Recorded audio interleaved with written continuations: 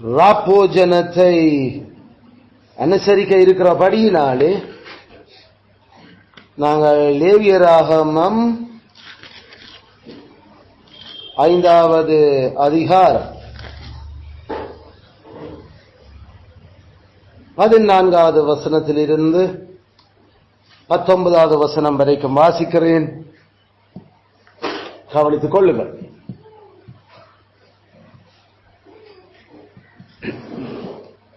பின்னும் கர்த்தர் மோசேயை நோக்கி, ஒருவன் கர்த்தருக்குரிய பரிசுத்தமானவைகளில் குற்றம் செய்து அறியாமையினால் பாவத்துக்குட்பட்டால் அவன் தன் குற்றத்தின் நிமித்தம் பரிசுத்த ஸ்தலத்து சேக்கல் கணக்கின்படியே நீ அவன் மேல் சுமத்தும் அபராதம் எவ்வளவோ அவ்வளவு வெள்ளி சேக்கல் வரும் பழுதற்ற ஒரு ஆட்டுக்கடாவை குற்ற நிவாரண பலியாக கர்த்தருடைய சந்நிதியில் கொண்டு வந்து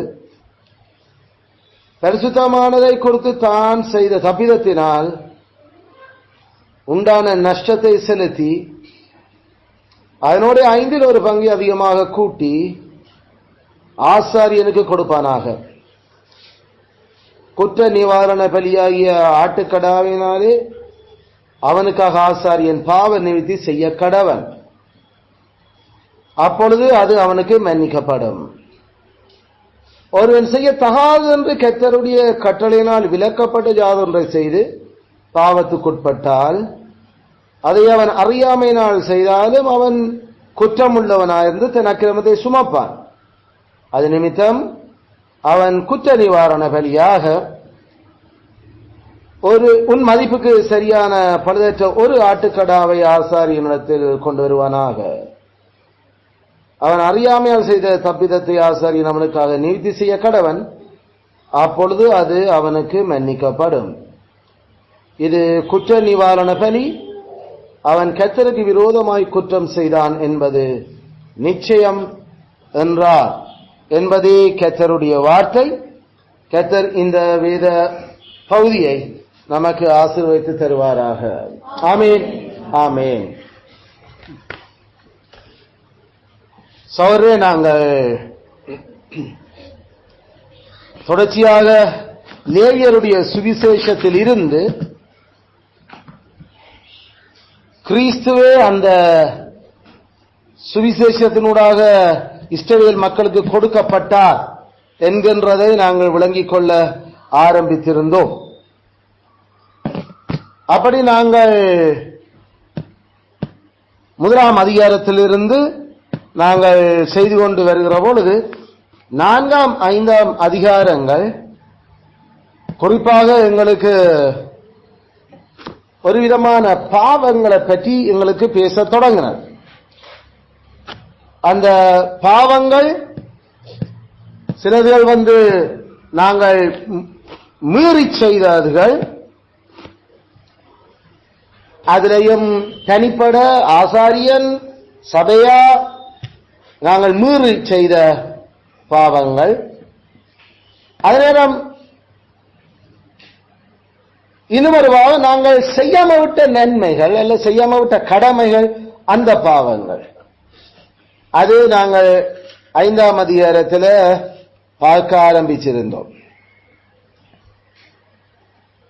அதில் அந்த பாவங்களை குறிப்பாக அதுக்கான பலியாக நாங்கள்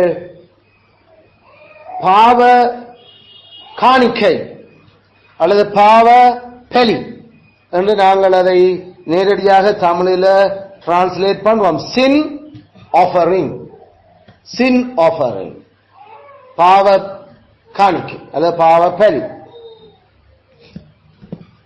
ஆனால் இந்த 5ஆம் அதிகாரத்தில் 14ஆம் வசனத்தில் இருந்து கடைசி வரைக்கும் இன்னும் ஒரு விதமான பலியை பற்றி எங்களுக்கு ஆண்டவர் கதைக்க ஆரம்பிக்கிறார். பின்னும் கர்த்தர் மோசேயை நோக்கி, அதில் இது இன்னும் ஒரு செக்ஷன் எங்களுக்கு ஆரம்பிக்குது. இந்த பலி எங்களுக்கு அதில் சொல்லப்பட்டிருக்கிறபடி குற்ற நிவாரண பலி, trespass offering, trespass offering, குற்ற நிவாரண பலி. நம்மள trespass offering என்ற குற்றத்துக்கான பலி. அதான் அதனுடைய டிரான்ஸ்லேஷன் லிட்டரலா, குற்றத்துக்கான பலி. அதுல இந்த குற்ற நிவாரணம் அல்லது குற்றத்துக்கான பலியும் அதை பற்றி எங்களுக்கு வேதம் சொல்லேக்கல்ல. அறியாமையினால் பாவத்துக்கு, அதுல இதுவும் அறியாமையின் பாவம். ஆனா முதல் சொன்னதிலும் அறியாமையின் பாவம் தான். அது சின் ஆஃப் இக்னரன்ஸ் அல்ல, எல்லாமே எல்லாம் அறியாமையின் பாவம், அறியாமையினால் பாவம். அதுல இந்த இதுவும் அறியாமையின் பாவம் தான். அப்படின்னு சொன்னா பாவ நிவாரண பலிக்கும் குற்ற நிவாரண பலிக்கும் என்ன வித்தியாசம்?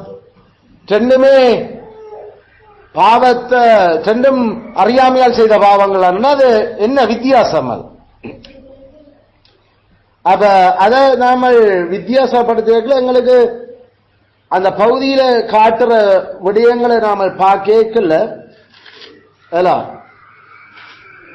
4ஆம் அதிகாரம் 2ஆம் வசனம், நீ இஸ்ரவேல் புத்திரரிடத்தில் சொல்ல வேண்டியது என்னவென்றால், ஒருவன் கர்த்தருடைய கட்டளைகளில் யாதொன்றை அறியாமையால் மீறி செய்யத்தகாததை செய்து பாவத்துக்குட்பட்டால். 13ஆம் வசனம், இஸ்ரவேல் சபையார் எல்லாரும் அறியாமையினால் பாவம் செய்து. 22ஆம் வசனம், பின்பு பிறவு தந்தவனை கர்த்தருடைய கட்டளையில் யாதொன்றை மீறி அறியாமையினால் செய்யத்தகாததை செய்தார். 27ஆம் வசனம், சாதாரண ஜனங்கள் ஒருவன் அறியாமையால் கர்த்தருடைய கட்டளையில் யாதொன்றை மீறி செய்யத்தகாததை செய்தார். 5ஆம் வசனம், 5ஆம் அதிகாரம் 3ஆம் வசனம், சாட்சியாக ஒருவன் இடப்பட்ட ஆணையை கேட்டிருந்தும் தான் கண்டதையும் அறிந்ததையும் தெரிவியாதிருந்து பாவம் செய்தார்.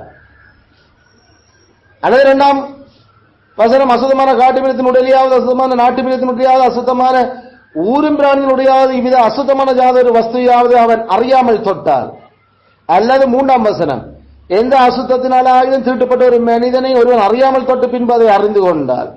4ஆம் வசனம், மனிதர் பதறி ஆணையிடும் எந்த காரியத்தினாலும் ஒருவன் தீமை செய்வதற்காவது நன்மை செய்வதற்காவது தன் மனம் அறியாமல் தன் உதடுகளால் பதறி ஆணையிட்டு பின்பு அவன் அதை அறிந்து கொண்டால் என்று சொல்லி எங்களுக்கு அந்த அறியாமையின் பாவங்கள் ஒரு பப்ளிக் சீனில நடக்கிறத காட்டிக்கொண்டு இருக்கு. பகிரங்கம் தான், பகிரங்கமாக அது பல பேருக்கு தெரியத்தக்க விதமா அந்த அறியாமையின் பாவம் நடந்தது. ஆனா அது அறியாமையால செய்தது. அது சபையாரே எல்லாரும் பப்ளிக்காயும் செய்தும் இருக்கிறீங்க. அல்லது சாட்சிக்கு கூப்பிட்டவன் சாட்சி சொல்ல எல்லாரும் பார்த்து கொண்டான் இருந்தவர். அதுல அந்த சீன் எல்லாமே, அந்த காட்சிகள் எல்லாமே அது பப்ளிக் சீன். பொதுவாக பொதுவில வெளிப்படையாக அந்த அறியாமையின் பாவங்கள் நடந்ததை பற்றி எங்களுக்கு அது காட்டு. ஆனா இப்ப இந்த குற்ற நிவாரண பலி ஒருவன் கர்த்தருக்குரிய பரிசுத்தமானவைகளில் குற்றம் செய்து, பரிசுத்தமானதை குறித்து தான் செய்த தப்பிதத்தினாலே அல்ல, இப்படி அந்த விஷயங்கள் இங்க கதைக்கப்படுகிறது மோர் பர்சனல். அதாவது அது அவனுக்கு மட்டும்தான் தெரியும், வேற ஒருவருக்கும் தெரியாது.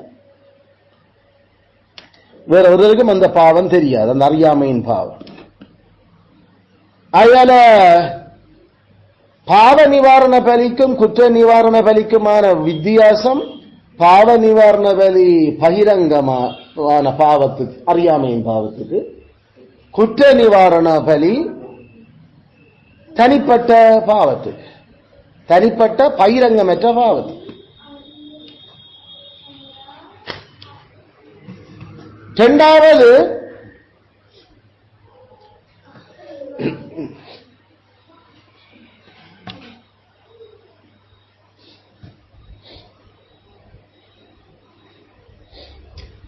பாவ நிவாரண பலிகளினுடைய அந்த பலி செலுத்த கொண்டு வர காளையோ அல்லது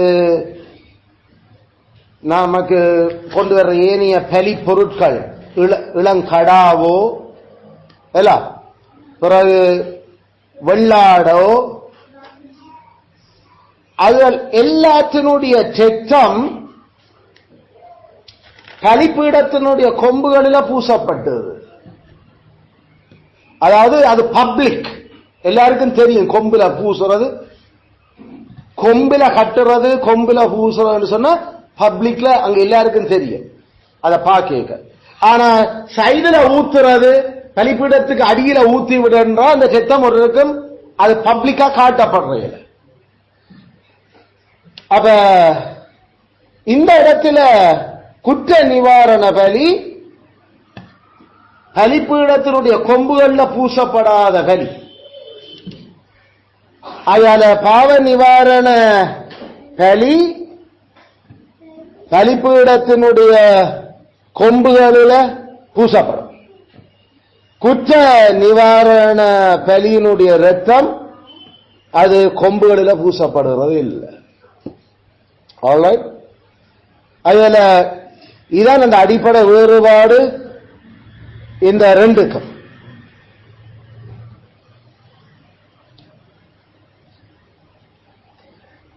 அதுல இதான் மனதில் வச்சுக்கொண்டு இப்ப நாங்கள் இந்த குற்ற நிவாரண பலியனுடைய கேஸ் கண்டு ஆண்டவர் எங்களுக்கு சொல்லி இருக்கிறார். இதுவும் உதாரணம் தான், எப்படிப்பட்ட கேஸ் வரலாம் என்றதுக்கு அவர் எங்களுக்கு காட்டுறார். அந்த ரெண்டு கேஸ் ஒன்று கர்த்தருடைய விடயங்களில குற்றமாகிறது, ஆகிய அதுக்கு குற்ற நிவாரணம். அயலாருடைய விடயங்களில குற்றமாகிறது, ஆகையால அது அயலாருக்கு எதிராக செய்த குற்றங்களுக்கான குற்ற நிவாரண வழி.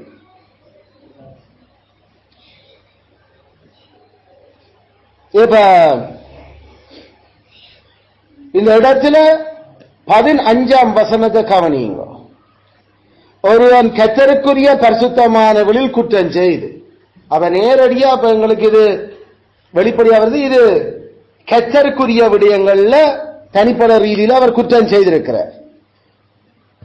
கர்த்தருக்குரியவைகளில் பரிசுத்தமானவைகளில் என்று சொல்ற அந்த சொல்லினூடாக எங்களுக்கு அப்ப விளங்குது, அது ஆராதனைக்குரிய விடயங்களில இவர் அறியாமையால் பாவம் செய்திருக்கிறார்.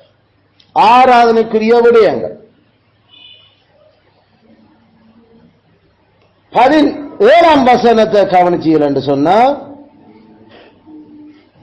ஒருவன் செய்யத்தாவதை கர்த்தருடைய கட்டளையால் விலக்கப்பட்ட ஜாதனை செய்து பாவத்துக்குட்பட்டால் அதை அவன் அறியாமையால் செய்தாலும் அவன் குற்றமுள்ளவனாயிருந்து தன் அக்கிரமத்தை சுமப்பான். இந்த இடத்துல கர்த்தருடைய கட்டளைகள்ல யாருக்கு எதிராக செய்யப்பட்டது? முதல் கர்த்தருக்கு எதிராக செய்யப்பட்டது தெளிவா சொல்லியாச்சு. அப்ப இது கர்த்தருக்கு எதிராக செய்யப்படுறது இல்ல, அடுத்த பட்டம் இது மனுஷனுக்கு எதிராக செய்யப்படுகிறது என்றதுதான் நாங்கள் முடிவாக எடுக்கிறோம். என்ற கான்டெக்ஸ்ட் அதை தீர்மானிக்கும். முதலாவது வெளிப்படையாக கர்த்தருக்குரியவைகளில் பாவம் செய். அப்ப இரண்டாவது கேஸ் கர்த்தருக்குரியவைகளில் இல்ல, அது மனுஷருக்குரியவைகளில் இவர் குற்றம் செய்திருக்கிறார். அதாவது 15ஆம் வசனத்துல நீங்கள் கவனிங்க என்ன நடக்குது இப்ப அந்த மாதிரியான குற்றத்துக்கு. ஒருவன் கர்த்தருக்குரிய பரிசுத்தமான குற்றம் செய்து அறியாமையினால் பாவத்துக்குட்பட்டால் அவன் தன் குற்றத்து நிமித்தம் பரிசுத்த ஸ்தலத்து சேக்கல் கணக்கின்படியே நீ அவன் மேல் சுமத்தும் அபராதம் எவ்வளவோ அவ்வளவு வெள்ளி சேக்கல் பெறும் பழுதற்ற ஒரு ஆட்டுக்கடாவை குற்ற நிவாரண பலியாக கர்த்தருடைய சந்நிதியில் கொண்டு வந்து பரிசுத்தமானதை குறித்து தான் செய்த தப்பிதத்தினால் உண்டான நஷ்டத்தை செலுத்தி அதனோட 5இல் ஒரு பங்கை அதிகமாக கூட்டி ஆசாரியனுக்கு கொடுப்பானாக. குற்ற நிவாரண பலியாகி ஆட்டுக்கடாவினாலே அவனுக்கு ஆசாரியன் பாவத்தை செய்ய கடவன், அப்பொழுது அது அவனுக்கு மன்னிக்கப்படும். இப்படிப்பட்ட இந்த கர்த்தருக்குரிய பரிசுத்தமானவைகளில் என்று சொன்னா நாம சொல்றோம் இல்ல, பலிகள், தசம பாகங்கள், கர்த்தருக்குரிய முதல் பலன்கள், கர்த்தருக்கு பொருத்தனை பண்ணினது, இவைகள் அதுதான் கர்த்தருக்குரிய பரிசுத்தமானவைகள். பைபிள்ல நாம பல இடங்கள் அதுல வாசிக்கிறோம். இப்ப தசமபாகம் செலுத்துற அந்த 3ஆம் வருஷ தசமபாகம் செலுத்த வரைக்குள்ள இவர் ஒவ்வொரு வருஷ தசமபாகம் சேர்த்து வச்சு பிறகு அந்த 3ஆம் தசமபாகம் வருஷத்துல கொண்டு போவோம். அப்படி கொண்டு போய்க்குள்ள அவர் சொல்ல வேண்டிய சில விஷயங்கள் இருக்குது. இதிலிருந்து இந்த தசவாத்திலிருந்து நான் எந்த சொந்த தேவை கொன்றும் எடுக்கவில்லை, இதுல இருந்து நான் இளவு வீட்டுக்காக நான் ஒன்றும் செலவு செய்யவில்லை.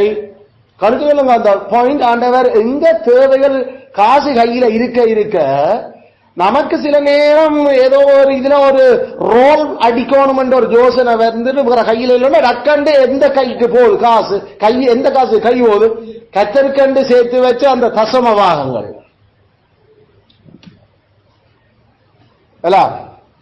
அது கன்ஃபெஷன். அவங்க அந்த அந்த தசமவாக விஷயத்துல அவங்க சொல்ல அப்படி அதுல சொன்ன அப்புறம் ஆசாரியன்ற கையில கொடுத்து ஏற்றுக்கொள்ளப்படும். கத்தர் அதை பார்த்தோம்னா இவன் களவு, இவன் நெஞ்சதுல இருந்து பரிசுத்தமாக எடுத்திருக்கிறானோ. அப்படிப்பட்ட இந்த விஷயங்கள் இப்ப இந்த கதப்படுது. அப்படிப்பட்ட விஷயங்கள் சரி ஏதோ அந்த அவசரத்துக்கு ஏதோ ஒரு விஷயத்துல எடுபட்டு போச்சுதா அபராதம் ஆசாரியன் சொல்றதா தான் முடியும்.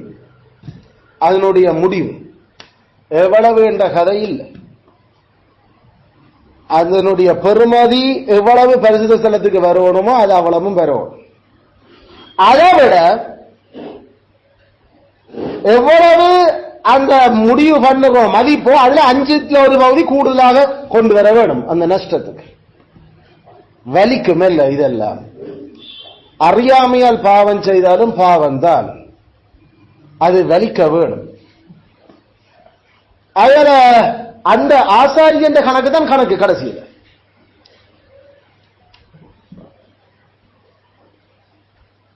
இந்த மாதிரியான செயல்பாடு எங்களுக்கு தெரியும். சில வேளையில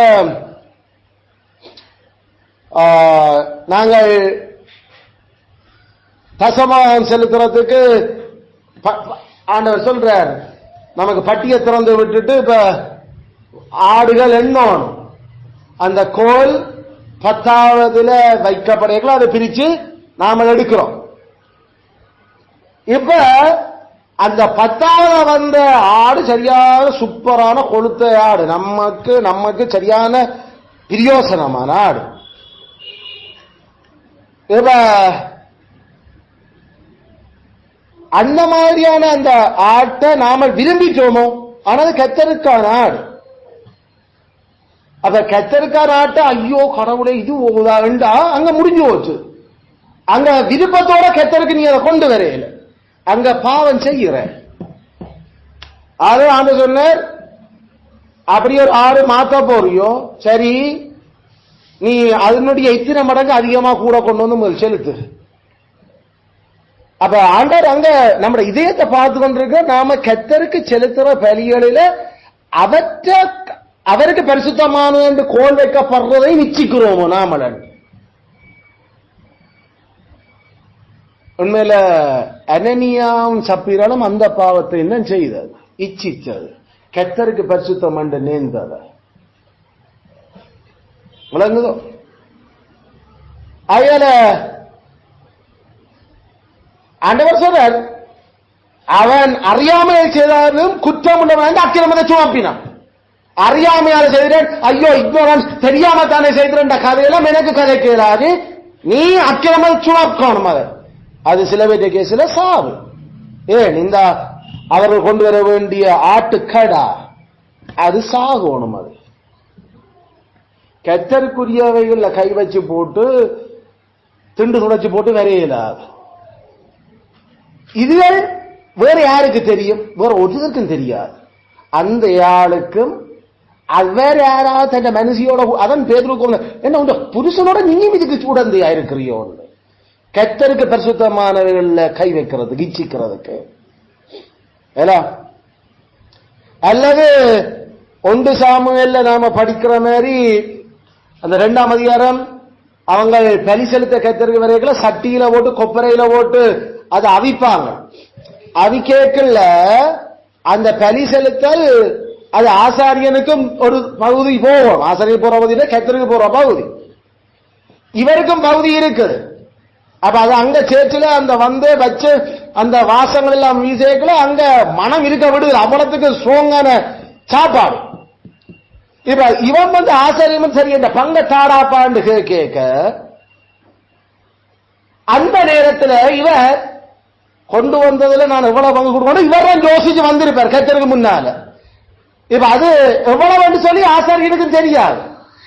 அது அந்த ஆளுக்கு மட்டும்தான் தெரியும் எவ்வளவு பங்கு தான் கொடுக்க போறேன். இப்ப நீ மனசுல நிர்ணயிச்சு கொண்டு அங்க வந்து போட்டு அவிச்சு கொட்டி கொண்டு இருக்கல அதுல வேற அந்த நேரம் ஆசாரியன் வந்து எந்த பங்கத்தா என்று கேட்க நீ அதுல சடாரெண்டு 4 பிரிச்சு ஒரு பங்கு கொடுப்போம் கடவுளுக்கு என்று யோசிச்சு கொண்டு வந்தது நீ 5 பிரிச்சு ஒரு பங்கு மாத்தினியண்டா இந்த பாவம் யாருக்கு மட்டும் தெரியும், ஆசாரியனுக்கும் தெரியாது. இவங்க கனவேர் இப்படி ஆசாரியன்ற பங்குல கொஞ்சம் கொஞ்சமா கொடுக்க வலிக்கிட்டதும் ஒரு முக்கியமான காரணம். அவன் வந்து தானே வலுக்கட்டாம குத்தி எடுத்துட்டு போறது. ஏன்னா கர்த்தருடைய சத்தம் சனம் கீழ்ப்படுகிற நிலைமையில இருக்கையில் சாமுவேல் எழும்பும் வரைக்கும் கர்த்தருடைய சத்தம் இல்லை, கர்த்தர் பேசுகிற. அதனால ஓப்பனிங் பினகாசும் அங்க இருந்த நடைமுறைகள்ல பாவத்துல சனமும் ஆசிரியம் எல்லாம் பெருகி போதும் அல்ல வலுக்கட்டாயமே இவனே சட்டியில குத்தி எடுத்து கொண்டு போயிடுவாங்க. ஆனா ஒரு பங்கு எவ்வளவு கர்த்தருக்கு கொடுக்கிறா என்று சொல்றது ஏற்கனவே நீ அந்த பரிசத்தை நிர்ணயிச்சு கொண்டு வாரமா அது விருப்ப காணிக்க உற்சாக பலி. அது எவ்வளவு உற்சாகமா கொடுக்கிறேன் நீதான் கடவுளோட ஒப்பந்தம் பண்ணிருப்ப. அதை கொண்டு வந்து அதுல ஏதாவது ஓட்டு மாட்டு நாமல் செய்து தோமண்டா இப்ப ஆண்டவர் சொல்றார் அந்த குற்றம் உன்னை சேரும், நீ அதனுடைய அந்த குற்றத்தை சுமப்ப, அக்கிரமத்தை சுமப்ப. அது அக்கிரமம். அது இப்படிப்பட்ட விஷயங்களும் இந்த கர்த்தருடைய பரிசுத்தமானவர்கள் என்று சொல்லி எங்களுக்கு காட்டப்படுற விஷயம்.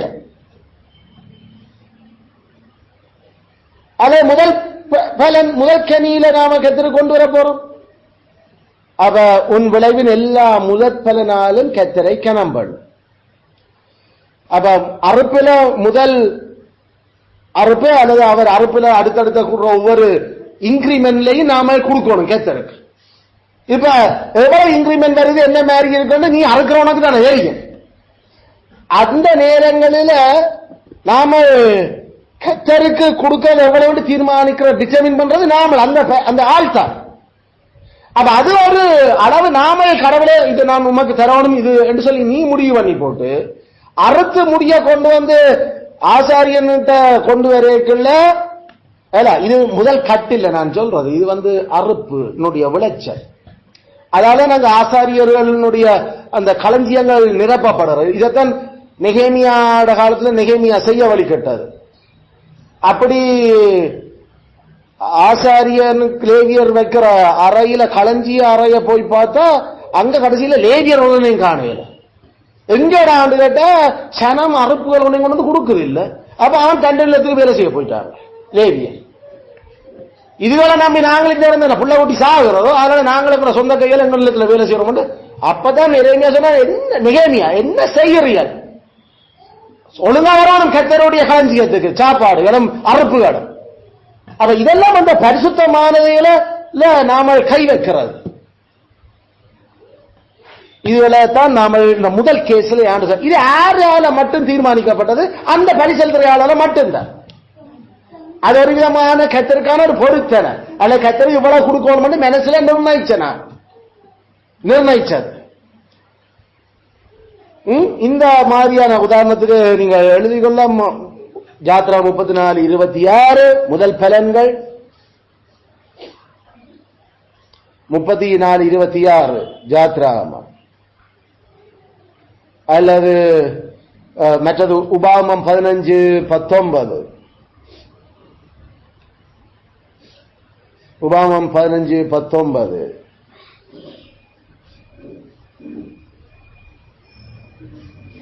1 சாமுவேல் 2:13 1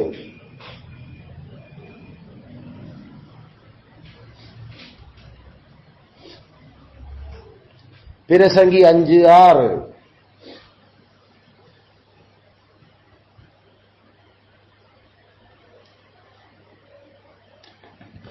அதுல இந்த மாதிரியான பகுதிகளில் நமக்கு இந்த கர்த்தருக்கு பரிசுத்தமாக நாம நேர்ந்ததுகள்ல கை வைக்கிறது உண்மையில கோழி வீட்டை முட்டை போட்டது, ஆனா தசமாம் கொண்டு வரையில இல்ல, தசமாம் ஒன்றில் காசாயோ அல்லது முட்டையாயோ கெத்தருக்கு வந்திருக்கு. அவர் தசமாம் பொருள இன்வெலப்புகளையோ அதுகள் சேர்க்கப்படலாம், கட்டாயம் முட்டை தான் கொண்டு வரணும்ன்றது இல்லை. உன் விளைவின் எல்லா பலன்கள்லையும் இருந்து தசமவா உன் கை சம்பாதிக்கிற விஷயங்கள். ஒரு சவர் என்னோட வந்து கேட்டார், எல்லாம் கணக்கு பார்த்தா ஒரு விஷயம் தவறி போச்சுது, கொஞ்ச நாளா அந்த முட்டை காசு கணக்குகளை வரையல. முட்டை காசு வரையல, ஐயோ இதாரையும் கடவுள் இந்த வேலைகள்ல கை வைக்கிறாரோ தெரியல. அது சரி, அது சரி. தந்த பிள்ளைகளை உணர்கிறவன் யார்? அதான் முதன்மை விஷயம். யோசிப்பது ஏன் நமக்கு தொழில் இப்படி மாறுது, ஏன் இப்படி போகுது, இது இவ்வளவு நல்லா தானே போடுது, ஏன் இப்ப இப்படி எங்க புலவிடுகிறன் என்றெல்லாம் பார்த்தா இதுல எந்த விளைச்சலில இருந்து கத்தருக்கு தசமமாக போகலையே அந்த மாசம். நான் தென்னை மரத்துல தேங்காய் புடுங்கி தேங்காய் திருவி திருவி பாலப்பமும் சுட்டு நல்லா புட்டுக்கும் போட்டு போட்டு தின்னுறேன், ஆனா கத்தருக்கு தசமாக போகல. நான் அத்தனை கோழி வச்சிருக்கிறேன், இத்தனை முட்டை வச்சிருக்கிறேன், ஐயோ பிள்ளைகளுக்கு ஒவ்வொரு நாளைக்கு 1க்கு 2 முட்டை கொடுக்குறோம், ஆனா தசமாக கத்தருக்கு வேற இல்லை. கோழியில முட்டை கடைசியில இப்படியே போனா பிரச்சனை என்ன? கோழியாகும், தென்னையில வெள்ளம் இதாக்கும். என்ன கத்தர் அப்படித்தானே மாத்தி மாத்தி போடுறது. நீ கத்தருன்னு ஆசீர்வதிக்க, ஆண்டரே இந்த வளவில் இருக்கிற எல்லா விளைச்சலும் பொருள்களையும் ஆசீர்வதியும் என்று நீ கேட்க கேட்க கேட்க கத்தர் என்னென்று ஆசீர்வதிக்கிறது? இதான் இந்த குற்ற நிவாரண பலி. குற்ற நிவாரண பலி இந்த வாழை மாசத்துக்கு அண்டை ஒரு கதன் குல ஓட்டாது. சரி, கத்தருக்கும் ஒரு சீப்பை கொண்டு வந்து கூட அவர் அதை எதிர்பார்க்கிறார். இந்த விஷயங்கள் எந்த மண்டாட்டால நான் உந்த மண்டாட்டுக்கு நான் செய்த பலன் தான் இந்த வாழைகளும் இந்த கோழிகளும் ஆடுகளும், எனக்கு அதனுடைய பங்கு நான் ஆசீர்வதிக்கிறது. ஏன்னா நாம எங்க உழைப்புகள் எல்லாத்திலையும் தசமவாக, அவ்வளவுதான் பாயிண்ட். ஒரு ஆள் கொண்டு வந்து அந்த 10 முட்டையில தசமாக கொண்டு வர சொல்லி நாம கேட்கல. அது வேறு யாரும் நமக்கு அவளுக்கு நிறைய முட்டை இருந்தபடியா சந்தோஷத்துக்கு கொண்டு வந்து அதுல தசமா வர வேண்டி. ஏன்னா அது நம்மட உழைப்பு இல்லை, நாம உழைக்கணும். அல்லது மனுஷன் பென்ஷன் வந்து கொண்டு இருக்குது, ஐயோ பென்ஷன் நான் தசமா கொடுவேன், நீ உழைச்சா பென்ஷன் வருது இல்ல, அது மனுஷன் உழைச்சது பென்ஷன். அதுல அது மனுஷன் கொடுத்திருக்க வேணும். அது நாம இப்ப உழைக்காம அது எங்களுக்கு தயவா வந்து கொண்டிருக்கிற எமாம், அதுல எல்லாம் தசமாம் கொடுக்கிறது இல்ல. நாம ஆனா 2 கோழி வளர்த்து முட்டை கட்டாயம் வர ஒரு முட்டை, அது நாம உழைக்கிறோம் அதுக்காக. குற்ற நிவாரண பலி விளங்குதோ? உன் விளைவின் எல்லா பலனும் நாம அதுல வாசியில் அந்த பகுதியில் குறிப்பா கவனித்துக் கொள்ளுங்க. உபாகமம் 15:19. உபாகமம் 15:19.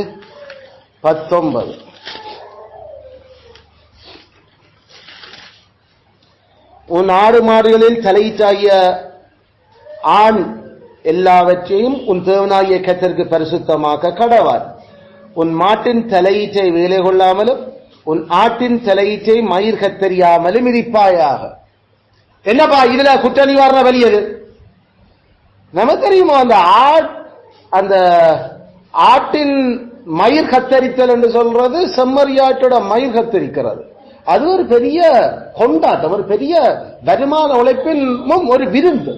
நாமால் செய்த விருந்து இப்படிப்பட்ட ஒரு சந்தர்ப்பத்தில் தாவீது தன்னுடைய ஆட்களை அனுப்பினது, நீர் மயிர் கத்தரிக்கிறீரா உங்களுடைய ஆடுகளுக்கு என்று கேள்விப்பட்டேன், உங்களுடைய அடியார்களுக்கும் ஏதாவது தந்து அனுப்பினா நல்லா இருக்கும் என்று கேட்டவர். ஆகல அது இல்லாத ஆட்களுக்கு பங்கு அனுப்புற ஒரு முக்கியமான கொண்டாட்டம். அது நெடுக செய்யறதுல குறிப்பிட்ட காலத்துக்கு அது சீசனுக்கு அது செய்யற விஷயம். அந்த கம்பளி உடுப்பு கம்பளி அடுத்து அதால வர்ற எல்லா பொருட்களும் அதனுடைய அதால பெரிய வருமானம்.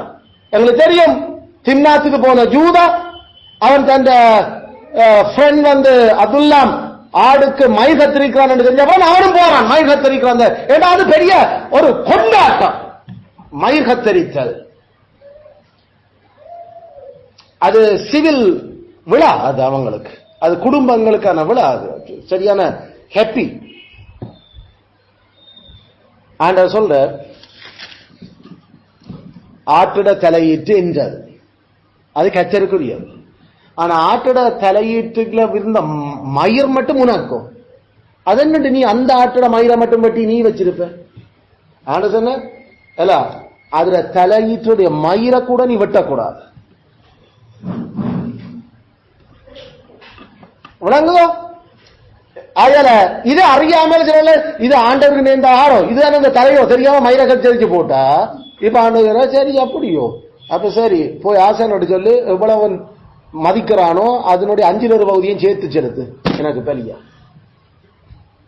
ஒரு வெள்ளாடையும் ஒரு இன்னும் ஒரு ரேம் ஒரு வெள்ளாடையும் பெரியா கொண்டு இதோட மயிரை கத்தரிக்காம இருந்திருக்கலாம் ஐயா. நான் பாவம் செய்து இவ்வளவு கொண்டு போறதை விட காஸ்ட்லி சரியான காஸ்ட் அது. ஆசாரியன் தான் இந்த ஆட்களுடைய அலட்சியம் எப்படி இருக்குது, இது என்ன நடக்குது, கடவுள காரியங்கள கவனம் இல்லாம இருக்கிறாங்க என்றதை விளங்கி ஆசாரியன் அதுக்கு மதிக்க போறான். உண்மையில ஜெனுவினாயே அது இல்லைன்னா அது ஆசாரியன் சிலவெல்லாம் சரி இது இவ்வளவுதான் மதிப்பு நீ பழி செலுத்துறதுக்கு மட்டும் கொண்டு வா என்றா விஷயம் முடிஞ்சது. ஏன்னா அது கடைசியில் ஆசாரியனுக்கு தானே போகுது.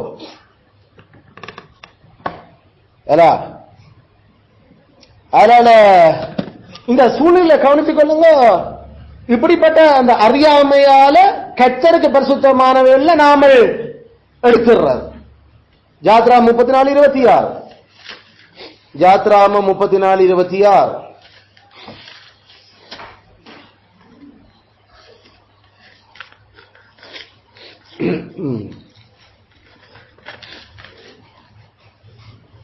உங்கள் நிலத்தின் முதல் விளைந்த முதல் பலனை உங்கள் தேவனாகிய கர்த்தரின் ஆலயத்துக்கு கொண்டு வாருங்கள்.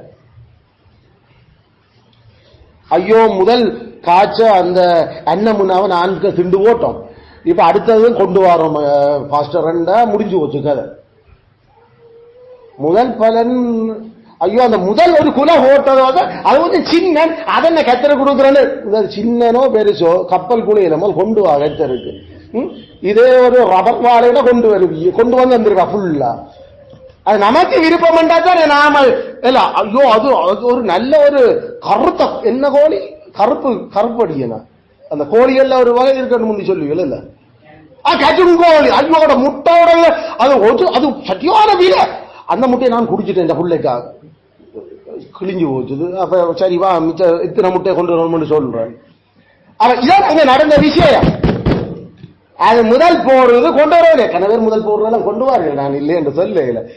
முதல் சபையில நாங்கள் இதெல்லாம் சரியான கவனமா இருக்கிறீங்கள். அதான் சொன்ன மாதிரி முட்டையில கசமவாக கணக்குல வரையில அது இந்த மனசி செப்பரேட்டா அக்கௌண்ட் மெயின்டைன் பண்ணது எனக்கு சொல்லல. அப்ப எல்லாம் சேர்த்து போல வரும் பாசம் அதை சொன்னீங்களா கத்தருக்கு அதை சொல்றேன் சரியாவா தேடி பார்த்து வரியா நான் சொல்றேன் இன்றைக்கு வரைக்கும் சொல்லல. இன்னும் உண்மையில இந்த மாதிரியான பாவங்களுக்குத்தான் நாம சொல்ற கிறிஸ்து குற்ற நிவாரண வழியா இருக்கிறார். நாம கத்தருக்கு செலுத்த வேண்டிய எங்களோட விளைவு செல்கள் எங்களோட முதல் பலன்கள் எல்லாம் இன்றைக்கும் கத்தர் தன்னை கனம் பண்றியோட நாளை பார்க்கிற இந்த விஷயங்கள் ஆச்சாரியன் இந்த முட்டையை வேண்டி தின்றதால கொடுக்க போறது இல்ல. அடிப்படையில் இது கத்தர் சொல்லி இருக்கிற எந்த வீட்டு தோட்டம் என்ற வீட்டு இது என்ற கத்தரிக்காய் இல்ல கத்தரிக்காய் ஆஞ்சினாங்க கொண்டு வரோம், முருக்கங்காய் காஞ்சினாங்க கத்தரிக்காய் கொண்டு வரோம் என்று கேட்டு கேட்டு திரத்தி கொண்டு வர சிரமம் இருக்கு நமக்கு. அப்ப சபையில பொதுவா எல்லாருமே நாம குடும்பத்தில் அப்படித்தான், அது அதுல குறை இல்லை, குறை நான் சொல்லல. ஆனா இன்னும் கவனமா நாம இருக்க வேண்டியது தச்சரா நாமல் ஏதாவது எங்களுடைய விளைச்சல்கள் எங்களுடைய வருமான உழைப்புகள் நாம கத்தருக்கு முதல் கணத்தை கொடுக்கறதுக்கு தவறினோமோ, கிறிஸ்து தான் அந்த குற்ற நிவாரண வழி. அவர் இருக்கிறபடியா தான் நாமல் அக்கிரமம் சுமக்கல. இல்லாட்டி எப்போ கத்தர் நம்மளுக்கும் அந்த அக்கிரமத்துக்குரிய தக்க பலனை தலையில தீர்ப்பார். நாம தெரியாம திறமைத்தான் அதை செலுத்தல. தசோவாக பெயர்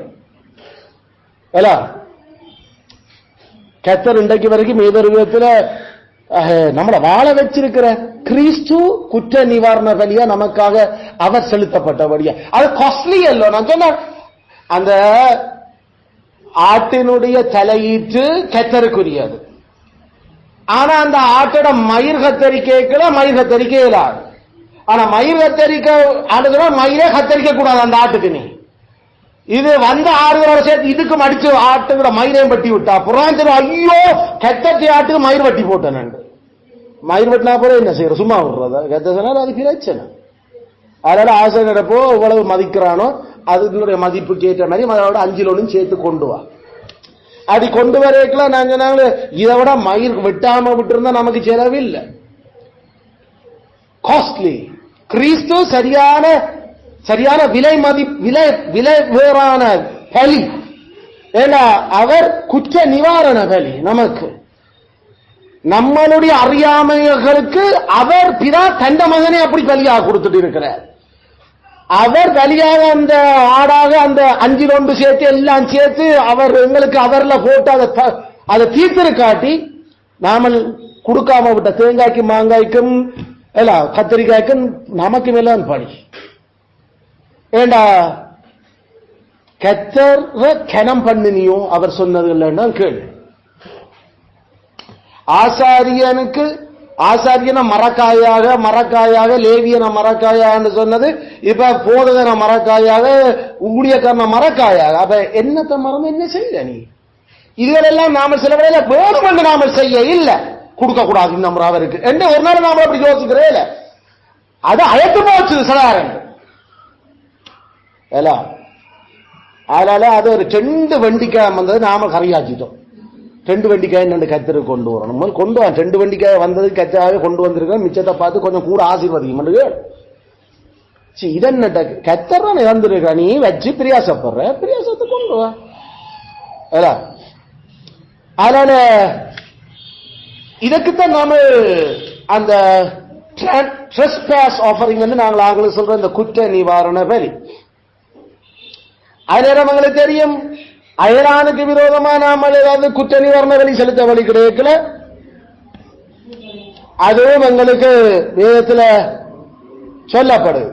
பல சந்தர்ப்பங்களில் நாம சரியான கவனமா இருக்கணும். நாம பை மிஸ்டேக் கவன ஈனமாக அயலானங்களுக்கு பொறுப்பா தந்த பொருட்கள்ல நாம கவன ஈனமா அதை ஆட்டோட விட்டுட்டோம்டா, அல்லது களவு போச்சுதண்டா, அதெல்லாம் எங்களுக்கு சொல்லப்படுது. இதெல்லாம் அந்த அது அடுத்தது வருது. அப்ப இப்படிப்பட்ட அந்த விஷயங்களை எப்படி அதை திருப்பி கொடுக்கிறது, எப்படி அந்த அதுக்கான அந்த அக்கிரமத்தை எங்களை நிவர்த்தி செய்கிறது கர்த்தர் வழி கொடுக்கிறார். என்னத்தை நாம இதை வரோம், எங்களுடைய ஆண்டவர் தன் தொடர்பாயும் அயலவர் தொடர்பாயும் எந்த மாசு மர்மம் நம்மள ஒரு சொல்லக்கூடாது அவர் சரியான கவனமா இருக்கிறார். அப்படி ஏதாவது மாசு மறு அது நாம பெரிய விஷயமா எடுத்திருக்க மாட்டோம். ஆனா கர்த்தர் பெரிய விஷயமா எடுக்கிறார். அறிஞ்ச நாங்கள் அத சில மனுஷனாக நாம இல்லை, அது ஒரே ஒரு முட்டா போடுறது, நீங்க அதுக்கு பிறகு முட்டா போடல, நீ அந்த ஒரு முட்டையம்மா கொண்டு வந்து தந்துருந்தா ஏன் அது முட்டை போடாம இருக்கு. அப்ப இதெல்லாம் யோசிக்கல. நாம நிஜமா சின்ன விஷயம் சரி நிறைய வரைக்கும் சேர்த்து கொண்டு கொடுப்போம், அது முட்டையை போடாம ஆகி போச்சு. அப்ப இதெல்லாம் நம்மளுடைய கர்த்தர் எங்களோட இருக்கிற உடன்படிக்கைக்கு உண்மையாக நாங்கள் இல்லாம போகிற குற்றம் செய்து அறியாமையால தனிப்பட்டதுல நமக்கு மட்டும் தெரியும், வேற ஒருவருக்கும் தெரியாது இதுகள் எல்லாம்.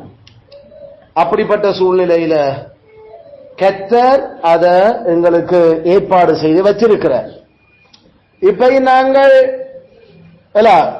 எவ்வளவு பெரிய பெரிய எங்களுக்கு கர்த்தர் கிறிஸ்துவா தந்திருக்கார். சங்கீதம் 89:19 சங்கீதம் 89:19.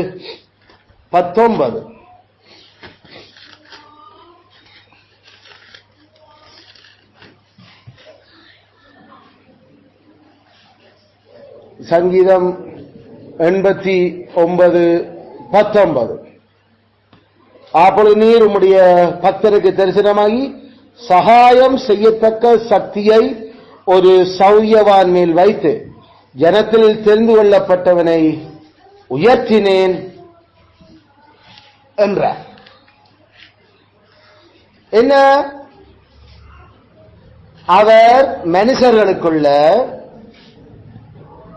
சகாயம் செய்யத்தக்க சக்தியை, மனுஷர்களுக்கு உதவி செய்யத்தக்க சக்தியை ஒரு சௌரியவான் மேல் வைத்தார். அப்படி வச்சு ஜனத்தில் தெரிந்து கொள்ளப்பட்டவரைத்தான் அவர் உயர்த்தினார். அது தாவீதின் குமாரனை அல்லாமல் வேறு ஒருவரும் இல்லை. கிறிஸ்து எங்களுக்கு சௌரியவான், பலசாலி. அந்த பலசாலிக்கு மேல எங்கரமானி பலகீனமான அறியாமையின் பாவங்களை செய்கிற ஆக்களுக்கு சகாயம் செய்யத்தக்கதாக அவர்ல அந்த அந்த பிளத்தை வச்சு அவரை எங்களுக்காக அவர் உயர்த்தி வச்சிருக்கிறார். கிறிஸ்துவன் அந்த சகாயம் இல்ல, கிறிஸ்து அத அவர்கிட்ட நம்பி வர எல்லாருக்கும் அதை கொடுக்க ரெடியான கேள்வி. தான் பிழை செய்ததை யார் உணர்ந்து கொண்டிருக்கிறது? யார் அதை உணர்றது? இப்படிப்பட்ட இந்த பலி இப்ப நாங்கள் புதிய ஏற்பாட்டில் ஒரு வெள்ளாடு நாம கொண்டு வர பலி செலுத்துறதுக்கு, ஆனா அந்த பலி தான் கிறிஸ்துவில இருக்குது. அதுல கிறிஸ்து தான் அந்த குற்ற நிவாரண பலி. நாங்கள் இப்ப என்னென்ன இந்த அறியாமையால பரிசுத்தமானதுல நாங்கள் அறியாம செய்துட்டோம் என்று சொன்னாலும் ஓடி போய் அவர்கிட்ட விட வேண்டியதா? கிறிஸ்துவே நான் விளங்கிட்டேன், இப்பதான் எனக்கு தெரிஞ்சிட்டது, நான் பாவம் செய்திருக்கிறேன், என் மீது இரக்கமாயிரும், என் மீது இரக்கமாயிரும். இதுக்கு நான் எத்தனையா செலுத்தணும்னாலும் நான் செலுத்துறேன். எங்களுக்கு அதான் தேவை. இப்ப நான் அந்த ஆடு மாதிரி இன்னும் ஒரு ஆட்டுக்குரிய மதிப்பை சொல்லி கொண்டு வந்து கொடுத்து ஆசாரியன்கிட்ட வந்து சேர்க்கிறது கத்திரங்களுக்கு வழிகளை அவர் உண்டு வந்து, அது கிறிஸ்துவ எங்களுக்கு முடியுது, கிறிஸ்துவ முடிஞ்சு போகுது. ஆனா லேஸ் இல்ல, இத அப்படியே நாங்க லேசா விடையாது. இன்றைக்கு வரைக்கும் கத்தரை கனப்படுத்துறதுக்கான அந்த ஆர்வம் விருப்பம் நம்மள இருந்தா நாங்கள் எங்களுடைய விளைவின் எல்லா பலன்களையும் கத்தருக்கு கொண்டு வருவோம். அந்த உணர்வு எங்களுக்கு ஓடிக்கொண்டிருக்குது. ஆண்டவரே, இந்த வீட்டில் இருக்கிற மிருகசீவங்கள், பறவைகள், மரங்கள், செடிகள் இதெல்லாம் ஆசீர்வாதம் என்று நாங்கள் செவி கேட்கல, கெட்ட பாதுகாப்புக்கும் பராமரிக்க நாங்கள் மண்டாடுறோம். அது செழிச்சு வளர்ந்து நமக்கு கொண்டு வரைக்க உடனடியா அதனுடைய பலன்கள் கத்தருக்கு போகலான்றதை நாம உறுதிப்படுத்துறோம். அப்படி உறுதிப்படுத்தி நாம வாழுகிற வாழ்க்கையிலையும் ஏதாவது தட்டு தடுமாறி சறுக்கிட்டா கிறிஸ்து அதை நமக்கு உணர்த்து படைக்கல. நாம கிறிஸ்துவ அறிக்கை பண்ணி கிறிஸ்துவ பிடிச்சு கொள்ளணும் என்ற அவர்தான் அதை அந்த அக்கிரமத்தை எங்கள் மேல கடவுள் சுமத்தாதபடி எங்களுக்கு சகாயம் பண்ற சௌரியவானவர். இப்படி எத்தனை பிரச்சனை நாம செய்திருக்கிறோமோ தெரியாது இன்றைக்கு வரைக்கும். எத்தனை அறியாமையால நாம கத்தருடைய பரிசுத்தமானதுல நாம திருடி இருக்கிறோம். ஏன்? காலம கழிச்ச மாதிரி சபையாக நாங்கள் முடிவு செய்தாங்க, காலை நேர பலி இத்தனை மணிக்கண்டு, மாலை நேர பலி இத்தனை மணிக்கண்டு. அந்த பலி செலுத்த தொடங்கிக்கல ஆக்கள் அங்க இல்லையென்றா நாங்கள் வேணுமென்ற ஒரு நாள் நாங்கள் பிந்தே இல்லை, நாங்கள் ஏதோ ஒரு காரணத்துக்காக பிரித்தோம் இந்த குற்ற நிவாரண பலி. ஏண்டா பரிசுத்தமானவைகளில நாமல் எடுத்துட்டோம் டைம். நான் நினைச்சிடக்கூடாது அது பிந்தி வந்தாலும் அது என்ன செய்யறது, கடவுள் ஒரு அழக நீ அறியாம செய்தாலும் அக்கிரமத்தை சுமப்ப. இப்ப பரிசுத்தமானது கடவுளுடைய ஆராதனை, கடவுளுடைய தொழுகை, கடவுளுக்கு நாம செலுத்துற ஒவ்வொரு பலிகள், நன்றி பலி, உற்சாக பலி, சமாதான பலி, இந்த பலிகள் ஒவ்வொன்றும் நாங்கள் சரியான கவனமா அவருக்கு செலுத்துறதுக்கு நாம கொண்டு வராட்டி அல்லது அதுல நாங்கள் மிஸ் பண்ணுவோம் என்றாதுகள். அந்த நேரம் பார்த்தா நிலைமை நாம ஒரு டாய்லெட்டுக்கு போறது, அங்க மிஸ் ஆச்சுது பலி. இந்த நேரம் தான் பார்த்து நாம ஏதோ கொஞ்சம் பிந்தி வந்தது, மிஸ் ஆச்சுது பலி. இதெல்லாம் எதுக்குள்ள விடுது? கர்த்தருக்கு பரிசுத்தமானதுகளை நாம கை வச்சுட்டோம். வெறுமனே தசமபாகமும் கோழிர முட்டையும் இல்லைங்க கதை. கர்த்தருக்கு கனம் பண்றதுல அவருக்கான ஆராதனையில அவருக்குரிய நேரத்திலிருந்து சகல பலிகளில நாமல் முழுமையாக ஈடுபடுவோமா, முழுசா அதை கனப்படுத்துறோமா, அதுக்குரிய ஆயத்தங்களோட நாம வாரோமா. நான் மயிர் கத்தரிக்கிறேன்னு சொல்லி போட்டு விட்டு ஆடுகிறோம் சேர்த்து நேர்ந்து ஆடையும் மயிர் கத்தரிச்சு விட்டு போட்டு நாம சொல்லிடுவோம் கெத்தாவே அது தவறா நடந்து போச்சு மன்னிச்சு கொள்ளும். அது சரி வராது. இந்த மாதிரி எல்லாம் மன்னிக்கிறதுக்கு நான் இழிச்சவாயணும். அதுக்குரிய அக்கிரமம் உனக்கு மேல இருக்கு, உனக்கு விளங்கிட்டது இல்லை. ஆசைட்ட போய் கதைச்சு அதுக்கான பரிகாரத்தை முதல் கொண்டு வந்து செய்து அதுக்கான தண்டத்தையும் சேர்த்து கொடுத்துருப்போம். இல்ல அதுக்கான தண்டப்பணம் தண்டப்பணம்ன்றது என்ன, ஃபைனையும் சேர்த்து கொடுத்துட்டு போ. அதுல பிந்தி வாரமா ஃபைன் என்ன ஃபைன் என்ன, அதையும் கேட்டு வச்சா ஏதாவது காசை ரெடி பண்ணி கொண்டு வரலாமே ஓடுறதுக்கு எனக்கு யோசிக்கலாம் போல. இங்க ஆவிக்குரிய பலி செலுத்துறபடியா ஆவிக்குரியதான் சகலத்தையும் ஆண்டர் டீல் பண்ணுவேன். அதனால அவர் அதுல நம்மளுடைய ஆத்மாவில நம்மட ஞானம் தயவுகள் நமக்கு இருக்கிற பலன்கள் இதுகள்லாம் கை வைப்பார். அதுக்கு பிறகு தெரியும் இதுக்காகத்தான் எனக்கு சரியா வேற இருக்குது இல்ல போல இருக்கு. ஏன்னா நீ கத்தருக்குரியதுல திருடுற, கத்தருக்கு நேர்ந்து கொண்டதுல கை வைக்கிற, சரியான கவனமா நாமல் இருக்க வேணும். இந்த விஷயங்கள் இதுவே நாம அறியாம செய்யறதை தவிர தெரிஞ்சு பிந்தி வாரது இல்லை. அறியாமையால நாம செய்யறோம். இன்றைக்கு தெரியும் நாம பாட்டு படிக்கத்தான் வர்றோம், பாட்டு படிக்கணும் தீர்மானிக்கணும் வர்றோம். இங்க வந்த உடனே நாம மாறிதே அது பாட்டு படிக்கிறது. அதான் பாட்டு. அதாவது பாட்டு பழகுற நேரங்கள் அது ஆசாரியம் தேவைக்கேற்ற மாதிரி அதுல மாத்துறது வேற. ஆனா நாம இங்க மாற இயலாது. என்ன பாட்டு ஐயோ என்று சொல்லி அங்க பரிசுத்தமானதுல கை வைக்கிறோம். நாங்க அதுல அந்த கோணத்துல நாங்கள் இந்த பலியை இப்ப நாங்கள் யோசிக்கிறோம். அது நேரம் உன் விளைவில் எல்லா கச்சரை கனம் பண்ணு சொல்றதுல இதுகளும் நமக்கு உள்ளடங்க போது சரியான கவனமா நாமல் இருப்போம். எல்லாத்துக்கும் மேல அந்த பாவத்துக்கு நாமளே ஃபைன் தேர்த்துறா போல நம்மளோட பாவம் முடிஞ்சு போச்சு அர்த்தம் இல்ல. கர்த்தர் நமக்கு நல்லா உரைக்கிறதுக்கு தான் இந்த ஃபைன்களை வைக்கிற.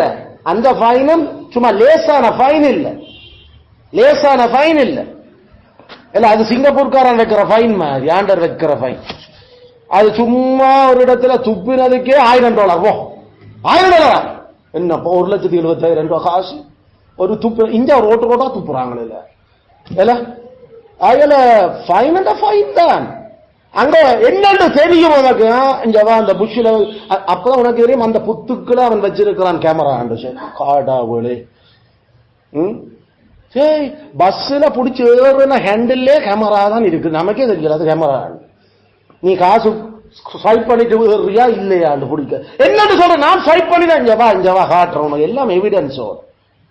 அட்டாக் எங்க திரும்பினா நல்ல பாத்ரூமுக்குள்ள மட்டும் கேமரா இல்லை, மற்றபடி எங்கேயும் அவங்களுடைய சிஸ்டம். ஏடா இதுல மெயின்டைன் பண்ணா இப்படித்தான் இந்த போலீஸ் மறைக்கிற மாதிரி ஒளிச்சு குடிக்கிறதுல அது ஒளிச்சே இருக்குது அங்க போலீஸ் அந்த கேமரா.